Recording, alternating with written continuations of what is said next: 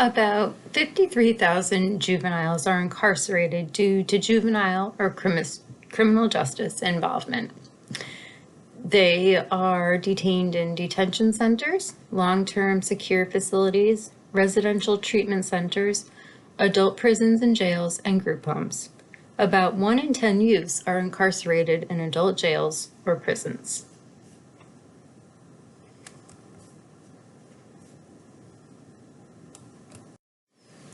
Youths in adult prisons and jails are exposed to greater safety risks, have less access to age-appropriate services, education, and visits with family and friends, and are more isolated. A significant number of youths are detained in facilities prior to sentencing. When bail cannot be posted, youths can be held in adult facilities for weeks or months prior to any conviction.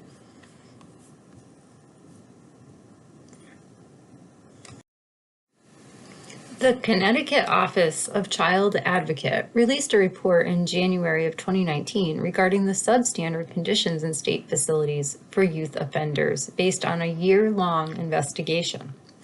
One boy noted in the report was confined for 23.5 hours a day with no education or mental health services. The investigators documented the following conclusions. Minority youth remain disproportionately confined and incarcerated in Connecticut state-run facilities. The deeper youth go into the correctional system, the less likely they are to receive any developmentally appropriate programming supports necessary to help youth change their behavior and successfully discharge back to their communities without committing new offenses. The Connecticut Office of Child Advocate's report examined the following facilities in Connecticut: the state's juvenile detention centers in both Bridgeport and Hartford, the Manson Youth Institution for boys, the York Correctional Institution for girls, and the former Connecticut Juvenile Training School, which was recently closed. The investigation examined the year of July 1st, 2016 through June 30th, 2017. The investigation entailed review of records, observations at the facilities, and interviews with the youths.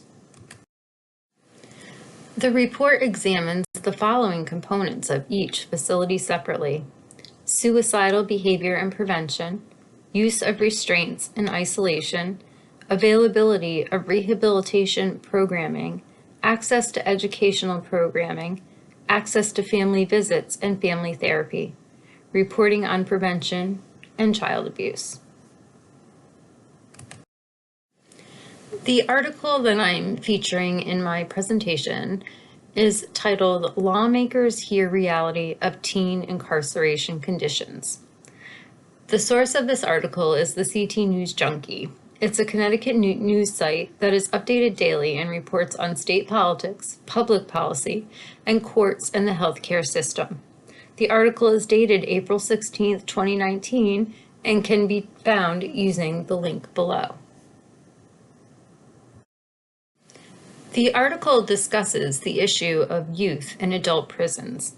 In the article, Romuald Gross, now 23, describes his experience being held as an adult in the Manson Youth Institution at the age of 17. Gross stated that the prison environment was like a war zone. Gross was placed on security risk group status since he was being investigated as a gang member. There were times when he would spend 23 hours a day alone in his cell. Gross considered suicide during his time at Manson. Manson Youth Institution is a level 4 high-security facility in Cheshire, Connecticut. This is the primary facility in Connecticut for inmates between the ages of 14 and 21. The facility first opened as Cheshire Youth Institution in 1982. Manson contains over 540 inmates. About half of the inmates at Manson are pre-trial inmates. It has been almost a year since Gross's release, and he now has a goal to help other juveniles and young adults. He is now a justice advisor with the Connecticut Juvenile Justice Alliance. The Connecticut Legislature and juvenile justice organizations hosted a presentation to present what teens face while incarcerated. Gross was on the panel for this presentation. Connecticut Youth and Adult Prison, Why and How Other States Have Already Ended This Practice.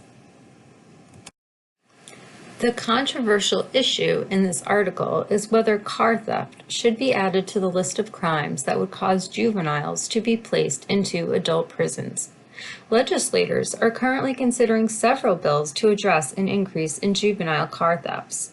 Some juvenile justice advocates are against including car theft to the list of crimes that would cause juveniles to be placed into adult prisons. The state's Juvenile Justice Policy and Oversight Committee are recommending that all youth be taken out of adult prison facilities by January 1st, 2021, in accordance with a new federal law.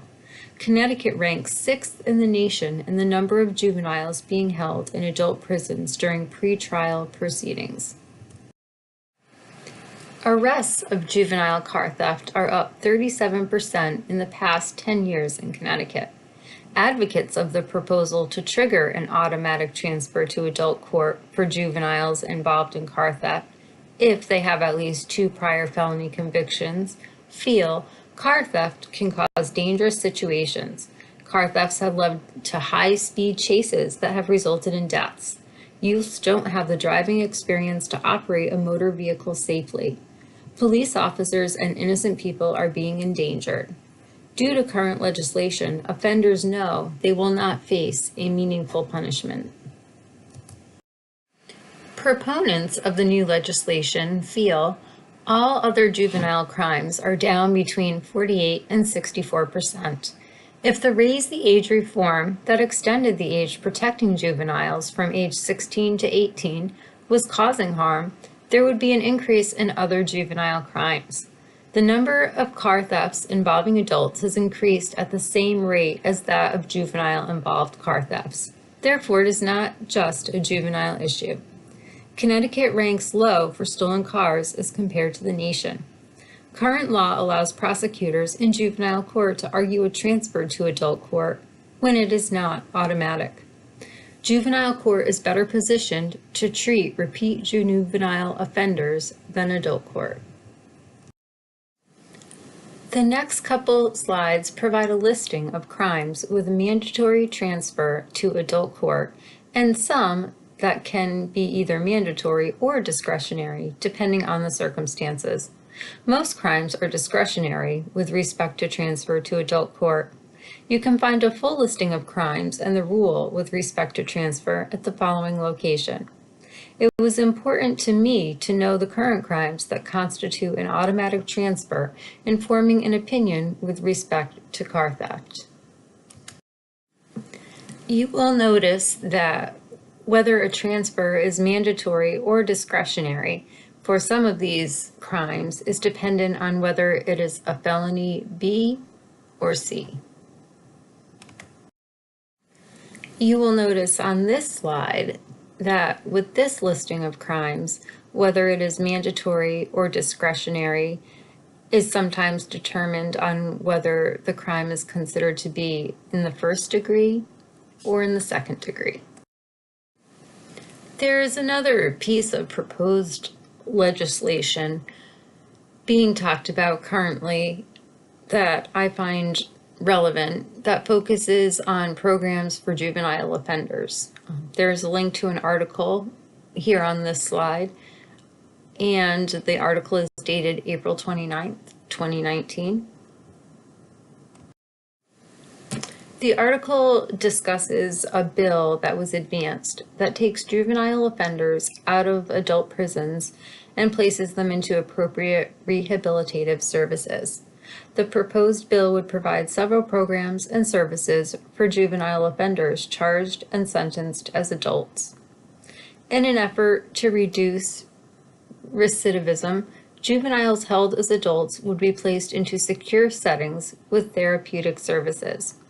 Advocates of the bill believe we can provide rehabilitation that is life-changing to these juveniles. Proponents of the bill feel that these offenders were correctly treated as adults. There is a lot going on currently within the juvenile justice system. I have presented background information as well as information regarding the recent investigation, as I believe it is important knowledge for understanding and forming an opinion on the current issues. In my opinion, I think when it comes to evaluating the current issues of juveniles being tried as adults for car theft or removing juveniles from adult prisons, comes down to the question, do we think, if given the proper services and supports, can we rehabilitate more of these juvenile offenders?